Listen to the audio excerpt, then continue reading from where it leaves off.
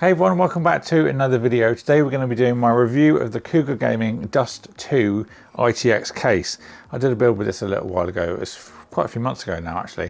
And a lot of people did request that I did a review of it, so I actually need some of the parts inside. So before I take it out, I thought we'll keep the system assembled and give you a little run through all the different features and also my thoughts about it as well. So we've got three different colours available with the Dust 2. It's quite heavy. There's a gold, a silver and also a grey. Obviously the grey is what we've got here today. It retails for £140. You can find it for as low as £109, and it is, just a quick note to make sure that you get the revision 2. There is a revision 1 as well, so it didn't get mixed up between the two different models. So aesthetics wise, I couldn't quite figure out what I thought it looked like when I actually did the review, but someone commented it looks like an ammo can, and as soon as they said that I thought that's it. I just couldn't picture what it was. But we've got some real heavy duty carry handles, great for a LAN event as well, and you're going to need them because this thing's about 6 kilos empty, probably about 10 once you've got it full with components. Solid, absolutely solid, built like an absolute tank. I think this could probably like withstand drops fine. It's like this that well made. These carry handles are embedded to the main chassis as well, so they're not a section that you take off, so you can, you know, just pick the whole thing up by one without any problem. They're very, very secure. Panels on the side, we've got aluminium panels, and they are removed by Allen keys. Now I've only got 2 in just to demonstrate, but they do include the Allen key in the box. It's just under here for you to take those off, so it's not quite as easy as just a standard screw. And you can also see that we've got these clips here as well. Now these will go to the top. If we unclip these first, let's just show you the top. Now doing that will then release this top panel, nice ventilation, and then you've also got a mesh removable magnetic dust filter as well, and then that will reveal the up to 280mm AIO mount that's in the top. It will come factory with 2 JB120s if you'd rather use those. Of course, if you're using AIO, you're more than likely going to use the fans that are with it, so that's why mine aren't in there at the moment. I've got a Cougar Gaming Aqua 240.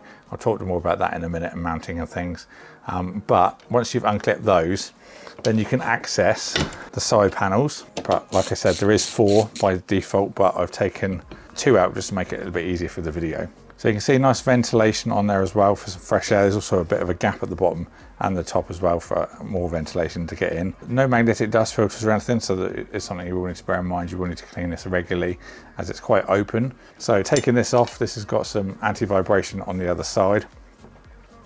And you can see our components. So this is actually the right hand side for your main body of the PC.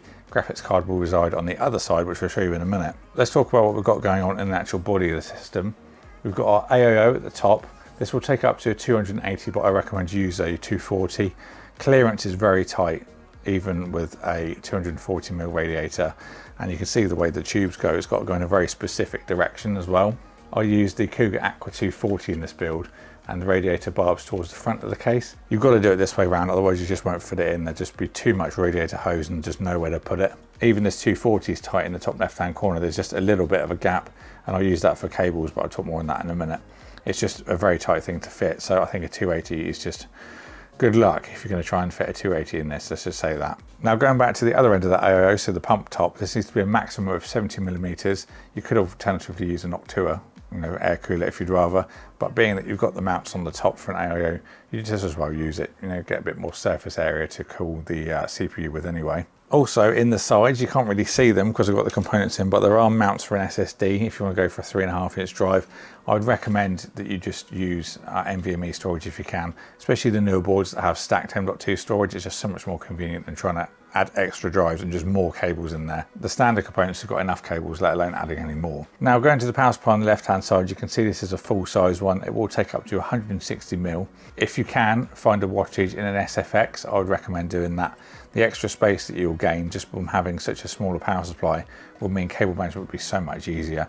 This is a fully modular power supply, and even that was quite tricky to actually work into this system. So yeah, go for a smaller form factor if you can find the appropriate wattage. Also with the power supply, it goes on to a bracket that I'll add on from the actual build video. You screw the bracket into the top of the power supply, then bring the whole unit in and then slide it along. What I would like to see them do is to just make this part of the bottom of the case the same width all the way along. So remove these little indents here and then allow that to come off so that you can access the power supply and screw it directly in from the bottom of the case instead, rather than using this bracket. Will give you a little bit more clearance, and then it just makes life a little bit easier than having to put it all into that bracket and then slide that in as well, especially when you've got modular cables and or just cables in general to contend to as well. Now there is a cable that extends to the power supply that goes the entirety of the case to plug into the back, but that width of that case panel would still allow for that cable to travel through if they adapted it, rather than having this little bit that goes further in. I think it would just make a little bit more sense to have the power supply screw straight into the case rather than adding it onto a bracket, which is just a little bit unnecessary. So going over to the other side of the case, again this has the Allen key panel I mentioned, and we've got some I/O on this side, so this will be the side that faces you if it's on the right side of your desk. And we've got our power button, there's also a reset, a headphone and microphone combi jack. There's a USB-C port on there as well, which I think is USB 3.2 Gen 1. There's also USB 3, I think, which is also 3.1 as well. Our next side panel as well, which will come off like the other side. Again, that's the same panel as the other side, so it's got some anti-vibration material on. And then here you can see where we've got our graphics card. This is Gigabyte 3070 Eagle I use for this build. You've got a maximum length of 330mm of clearance and 60mm wide dual slot. Don't try and go any thicker, you won't fit it in. As we've seen, all the 40 series stuff is really chunky, so I don't think you're going to fit any 40 series stuff in here. Even the 4070s I looked at earlier were 2.5, 2.75 slots, so it's just a bit too much of a risk to try and fit one of those in here at this moment in time. Maybe the 4070 might be a little bit thinner. From what we can see from renders, they seem to be a bit smaller, but for now at least stick with a 30 series. So that graphics card plugs into a Gen 3 riser cable, which is my first complaint about this case. I'm quite surprised it didn't come with a Gen 4 for two reasons. Gen 4 graphics cards were available from 2019, and then Gen 4 riser cables were readily available at the time they launched this case as well. So it's rather disappointing that you don't have a Gen 4 riser in there. And it's not just as simple as, oh, it's fine, it'll just run at Gen 3 speed. You have to go into your BIOS and manually enable that PCI lane running at Gen 3, otherwise your PC just won't boot.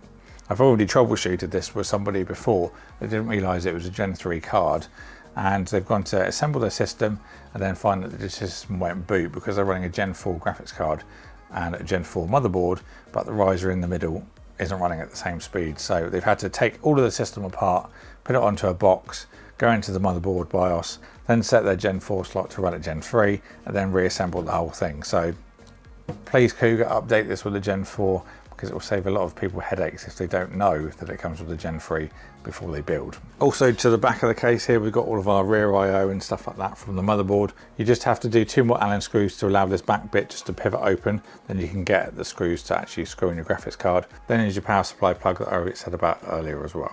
And we saw a high of 86.5, that was running Cinebench.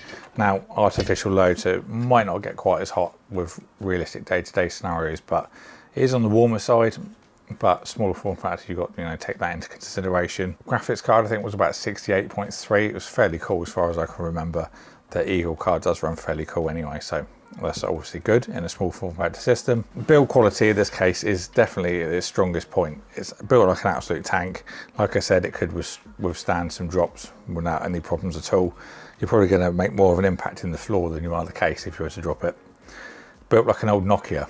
I love the carry handles as well. It does make it easy for moving, especially if you're going for a LAN event as well. You can easily carry it around. Do bear in mind it's going to weigh about 10k once you've loaded it with the system though, so just something to bear in mind. The spec of system that I built in this, I think, was a perfect match. I didn't want to go too high because newer processors have got a lot higher heat, and fitting a 280 in this is going to be really difficult. Generally speaking, 360 is the way to go for more modern systems anyway, so we would really hit the limit of cooling capabilities before anything else. So I think 5800X was a good shout for this system. I would like to see a little bit of a change around the base, as I said, to allow that power supply to be screwed in directly to the bottom of the case rather than using that bracket, give it a little bit more room for cables. And as you can see, on the topic of cables, all of mine are basically wedged into this little pocket that would have been taken up had I installed a 280. So 240, just go for a 240 if you're going to use an AIO in the system. Color wise, I love the 3 different colors that they offer. I would like an all black stealth version, but that's just me. I always like everything matte black, but maybe they could do that in a new one. maybe, Cougar, please. Cable management wise, I would recommend that you use any additional space from the radiator mounts at the top to zip tie to. This is what I've done here. You can see those zip ties on there. All of my fan extensions and things are all zip tied up there because there's just nowhere else to really put them. There isn't much in the way of cable management in this case by default, so I did make use of those top mounts to do a little bit more, which did work out well, to be fair. If you're planning to use any additional cables from what you've seen here, I've got, you know, basic ones for graphics cards, fans.